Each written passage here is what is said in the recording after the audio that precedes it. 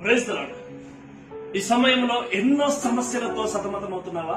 నీకు ఇచ్చిన కుటుంబ భారాన్ని, నీకున్నటువంటి ఉద్యోగంలో, ఈ సమాజంలో ఎన్నో సమస్యలతో అర్థం కాని సిచ్యువేషన్ లో ఉన్నావా? బైబిల్లో కూడా సొలొమోను మహారాజు గారు ఒక ఉన్నాడు, దావీదు కుమారుడు.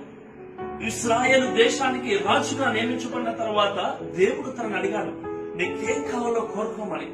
అప్పుడు సొలొమోను మహారాజు గారు అన్నారు, నువ్వు ఇచ్చినటువంటి ప్రజలను పరిపాలించడానికి నాకు చక్కటి జ్ఞానం కావాలి అన్నప్పుడు దేవుడు జ్ఞానముతో పాటు తనకు కావలసిన అన్ని కూడా ఇచ్చాడు, అధికమైన మేలు ఇచ్చాడు. సో నువ్వు డబ్బు కోసము, ఇతరతరాల కోసము నువ్వు ఆలోచన చేసి వాటినే కోరుకున్నట్లయితే వాటిని ఎలా మేనేజ్మెంట్ చేయాలో నీకు తెలియదు కాబట్టి నువ్వు నుండి కోల్పోతావు. అదే చక్కటి జ్ఞానాన్ని నువ్వు దేవుడిని అడిగావనుకో, అలాంటి అన్ని కూడా ఆయన నీకు అనుగ్రహించబోతున్నాడు.